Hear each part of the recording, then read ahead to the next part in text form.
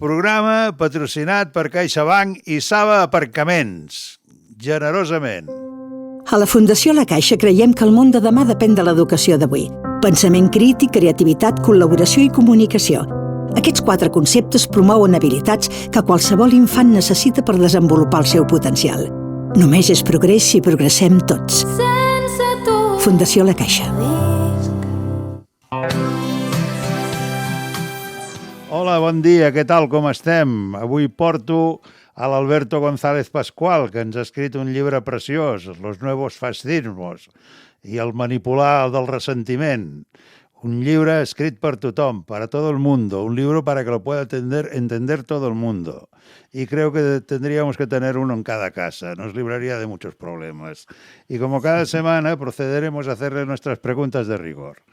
¿Qué tal, Alberto? ¿Cómo estás? Román, estoy muy bien, la verdad que muy ilusionado y muy agradecido de estar en tu programa y de que además pues te haya parecido valioso el libro, ¿no? Que era lo principal, ¿no? Cuando lo escribí, que pudiera resultar útil. Pues venga, vamos allá.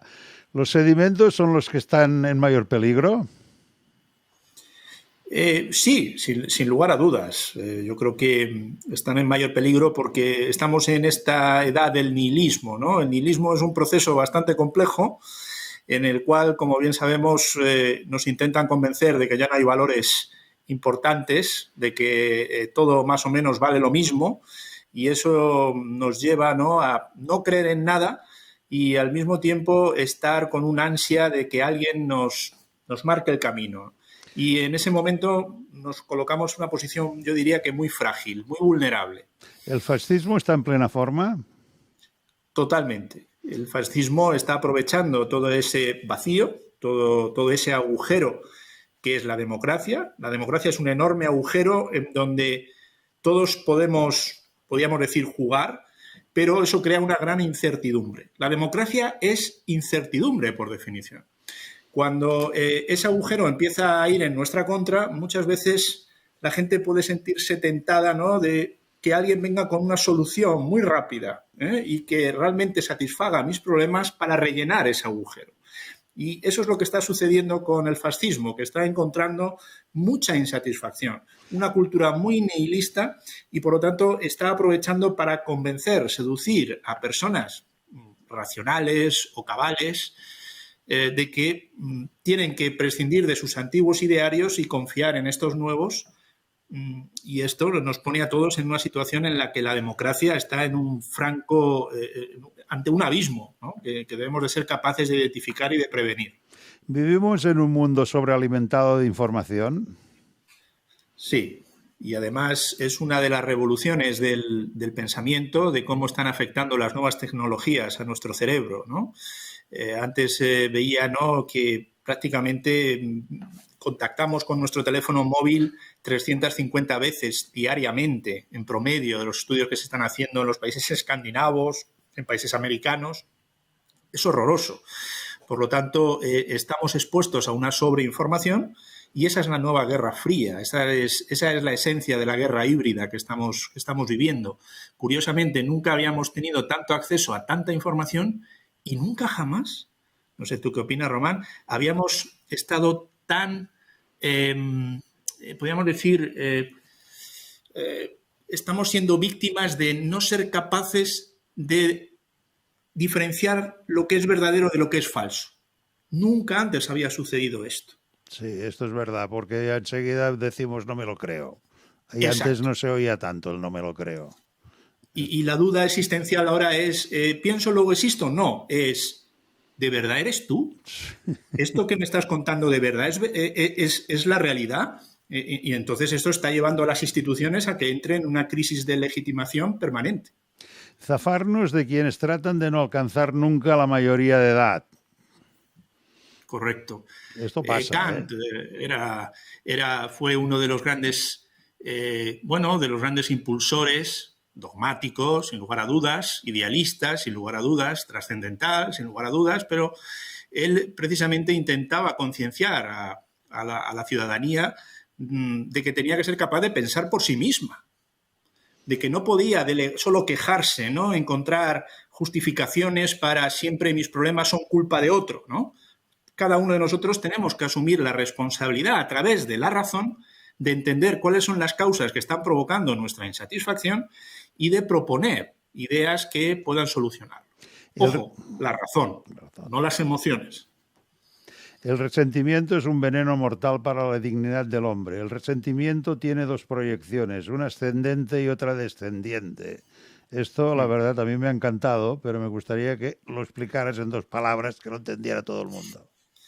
Sí, mira, el resentimiento muchas veces hay que tenerlo presente para poder practicar una de las virtudes más difíciles, Román, que es el amor inmerecido. Poder dar al otro un amor que no se merece es muy edificante siempre y cuando no nos contagiemos emocionalmente, es decir, siempre y cuando no pasemos a una actitud masoquista, ¿no? Pero sí que es bueno, ¿no?, ser altruista desde el punto de vista ético, ¿no? Es decir, desde el punto de vista de que mi dignidad y la tuya son la misma cosa, aunque tú te comportes de una manera que no es adecuada conmigo, yo soy capaz, ¿no?, de empatizar y de abrirme a una ecuanimidad a la hora de establecer una relación contigo y no considerarte un enemigo, ¿no?, un adversario al que quiero aniquilar. Por lo tanto, el resentimiento nos puede llevar, ¿no?, a decir, oh, estoy cometiendo un error.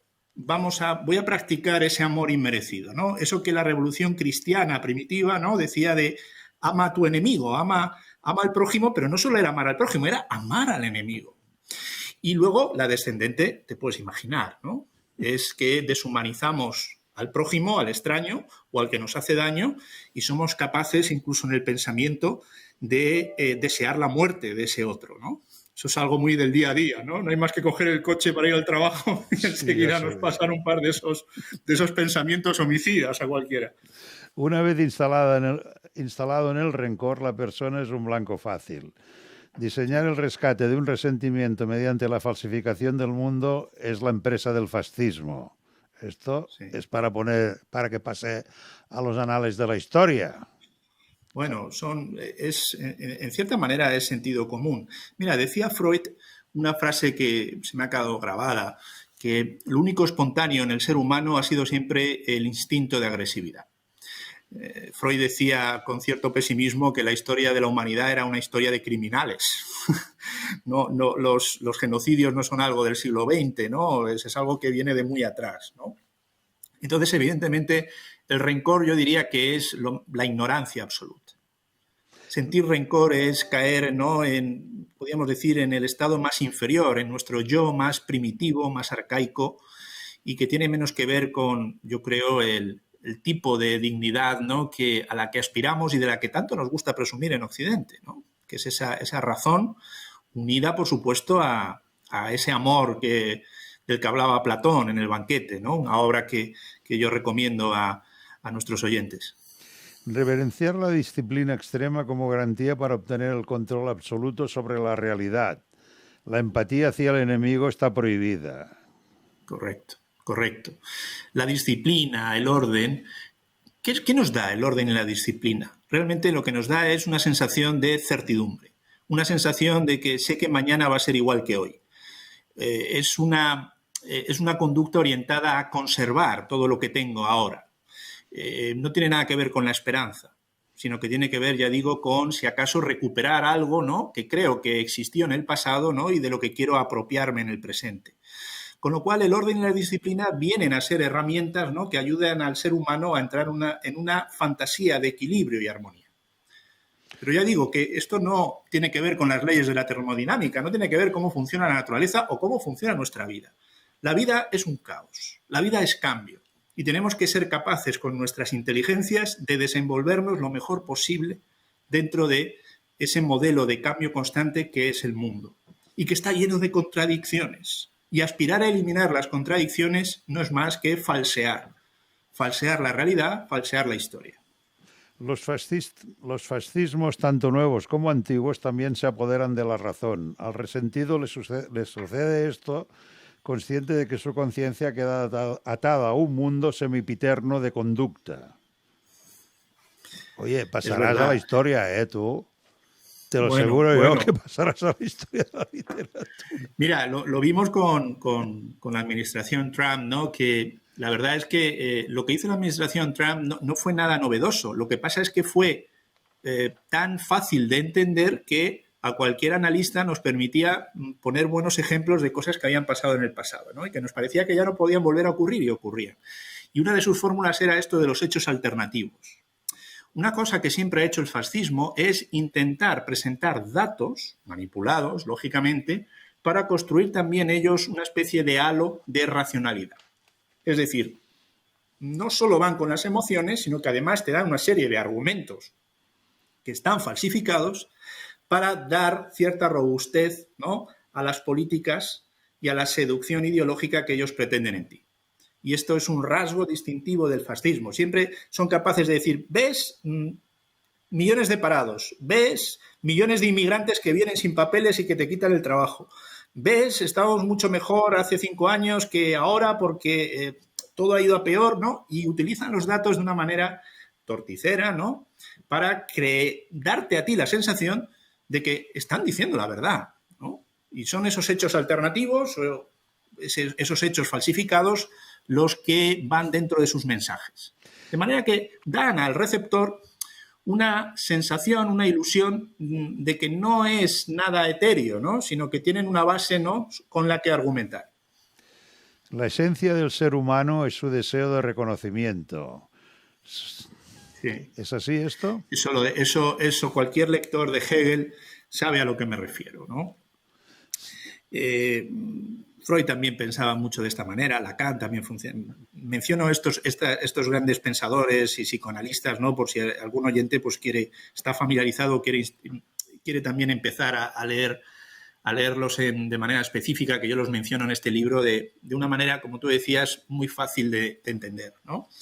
Entonces, el ser humano necesita, ante todo, la aprobación del otro, que el otro le reconozca. Tengamos en cuenta que nosotros en el útero de nuestra madre, ¿no?, somos una unidad, somos uno. Y de pronto venimos al mundo y esto es toda una selva, ¿no? Es como una explosión de riesgos, en donde no entendemos ni el lenguaje de las personas que nos hablan, ¿no? Entonces, durante toda nuestra vida estamos intentando recuperar al otro, entender al otro, a esa madre y ese padre que nos están hablando y que no estamos entendiendo. Acabamos de venir al mundo y de pronto estamos, ¿no?, tirados en una realidad, ¿no?, que no tiene nada que ver con lo que ha sido nuestra existencia biológica durante los 9 meses anteriores. Por lo tanto, ese simple elemento nos orienta a estar durante toda nuestra vida buscando la aprobación y el reconocimiento de todo aquel que no somos nosotros. Esto el fascismo lo sabe. Yeah. Y el fascismo lo primero que hace es decirte, oye, Román, yo te conozco, me siento como tú, sé por lo que has pasado. Eres una gran persona, yo sí que soy capaz todo lo que llevas dentro y tú vas a ser alguien importante en mi proyecto. Claro. Esa es una manera, ¿no?, de seducir, de reclutar, ¿no?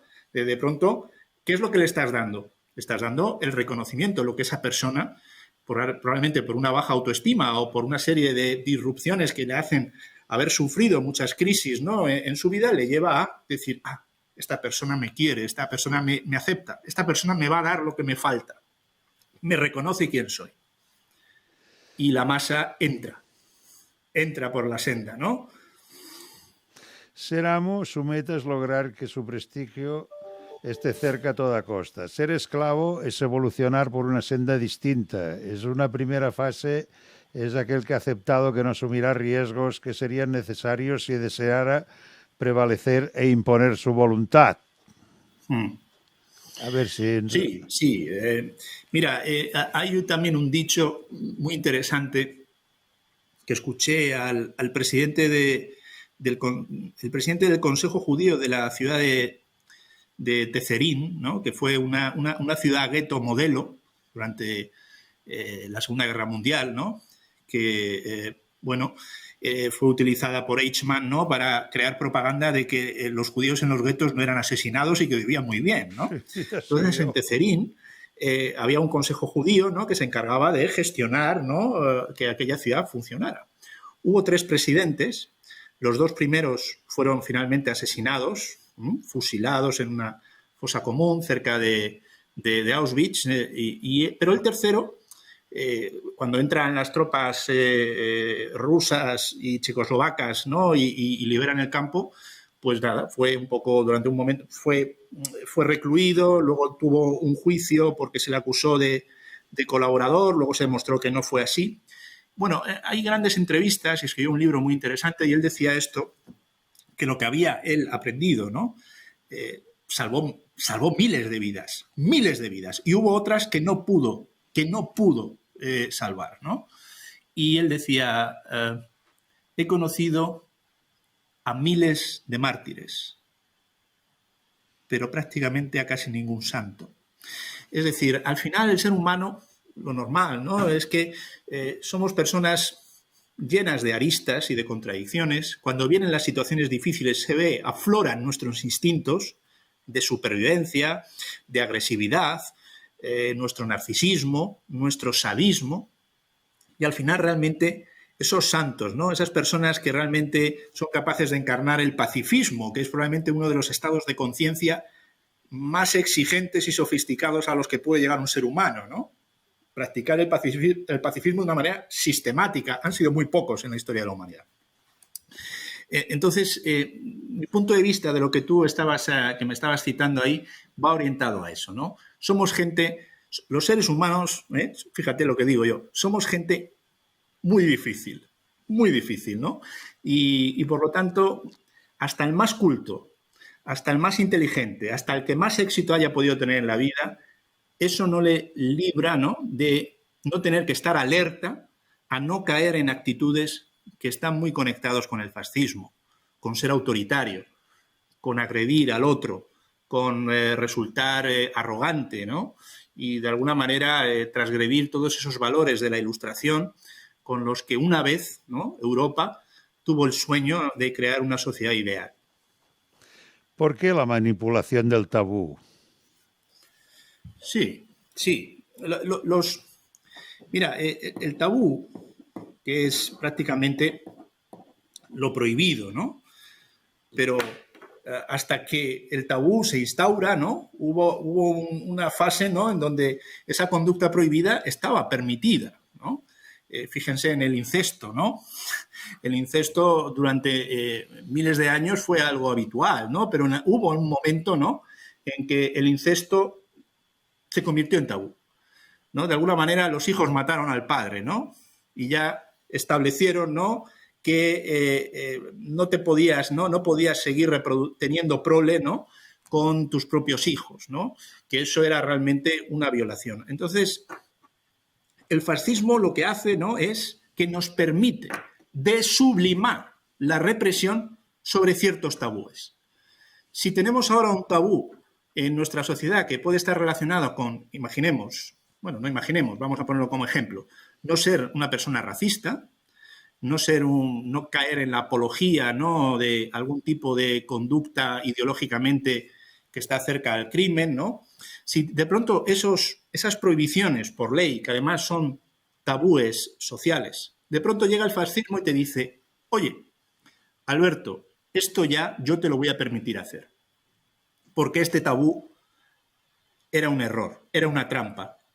Era algo que estaba beneficiando a quienes estaban conspirando, ¿no?, para que nos fueran mal las cosas. Entonces te voy a dejar que tú puedas ahora actuar sin límites y castigar a aquellos que el tabú te impedía castigar. Esto lo hace muy bien, ¿no?, el nacionalsocialismo, ¿no? El antisemitismo, no es que fuera un tabú en Alemania, pero es verdad que muchos judíos habían llegado a posiciones muy relevantes en la sociedad alemana. Muchos de ellos, ya sabemos, premios Nobel incontestables, ¿no?, que han aportado mucho al progreso de la humanidad, y sin embargo lo que hace el nacionalsocialismo es decir, oigan, cualquier alemán puro de raza puede actuar en contra de un judío de manera violenta, y ahora la ley le va a permitir hacerlo. ¿El proyecto fundamentalista de islamizar el mundo por cualquier medio es una pandemia incontrolada? Sí, yo creo que efectivamente, ¿no? Cuando hablamos de esas radicalizaciones, ¿no?, de ciertos pensamientos que pueden tener una parte heurísticamente noble, ¿no? Cuando digo lo heurístico es una interpretación, ¿no? Una interpretación de un texto puede extraer lo mejor, ¿no?, de ese texto y ponerlo todo en una clave positiva. Pero es verdad que cuando los fascismos se adueñan de esos textos y solo ponen en circulación una interpretación radicalizada que al mismo tiempo la elevan a dogma, indudablemente empieza a iniciarse, ¿no?, una confrontación basada en la polarización. Sin lugar a dudas, ¿no? Yo creo que en el mundo es muy fácil que ahora enseguida tendamos, ¿no?, a ver de manera sospechosa a personas que practican el Islam, que son musulmanas y que a lo mejor tienen un discurso político igual de razonable o por lo menos igual de discutible que un discurso, digamos, del conservadurismo occidental de cualquier país de la Unión Europea, y sin embargo nosotros ya nos ponemos en una situación de alarma, en una situación de rechazo. Por lo tanto, esa fobia contra todo lo que tiene que ver con el orientalismo o con el Islam, yo creo que es una forma que utiliza luego la ultraderecha para precisamente, ¿no?, atraer a las masas, ¿no?, hacia sus trincheras, ¿no?, hacia su manera de ver e interpretar el mundo. ¿Cuáles son los evangelios específicos?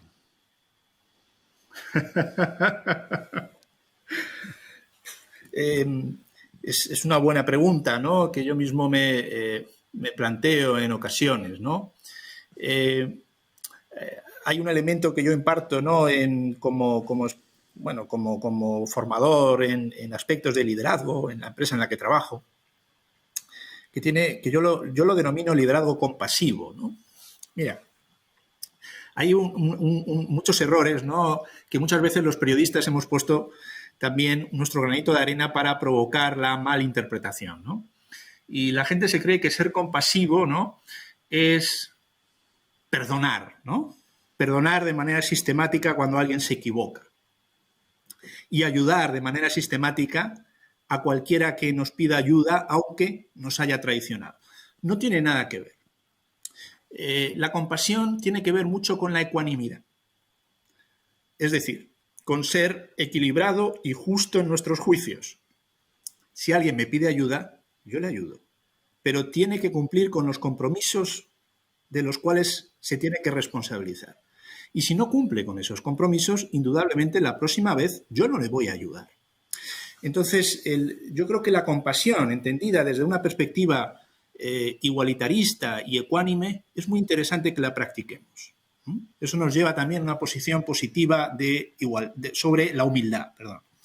La humildad muchas veces puede ser un disvalor, porque nos podemos poner en una posición de inferioridad, ¿no?, de no tomar decisiones, de no querer precisamente responsabilizarnos, ¿no? Soy demasiado humilde, yo no me pongas en esa situación de liderazgo, ¿no?, de tomar, ¿no?, yo las riendas de la situación. Eso es un disvalor, ¿no?, dentro de la virtud de la humildad. ¿Cuándo la humildad es una virtud positiva y proactiva?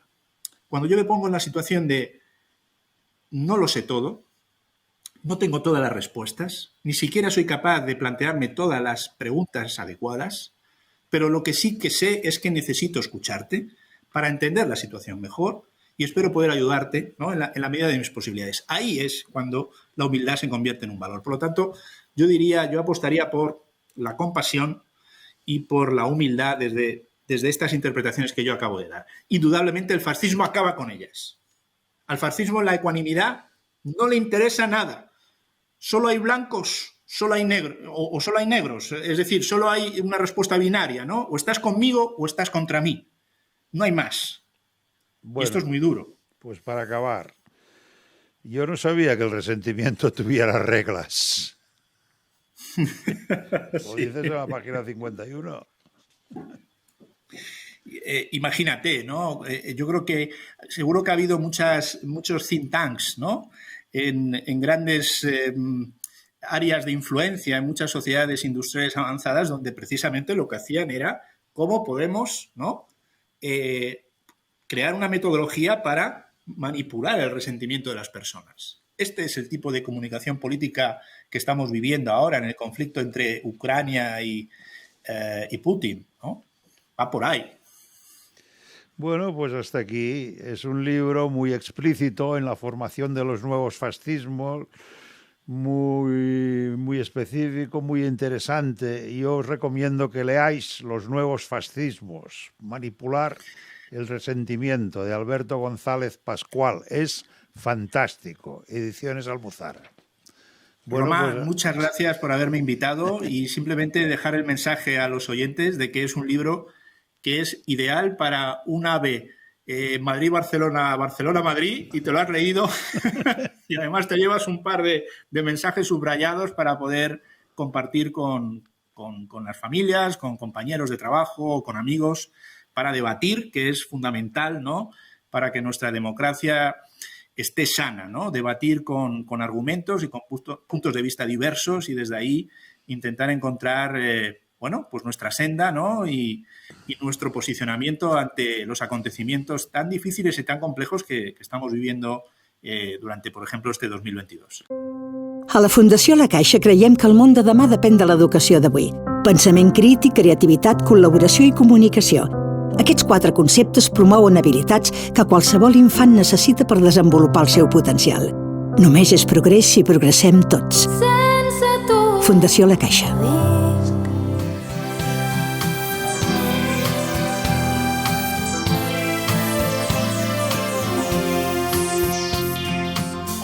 programa patrocinat per CaixaBank i Saba Aparcaments. Generosament.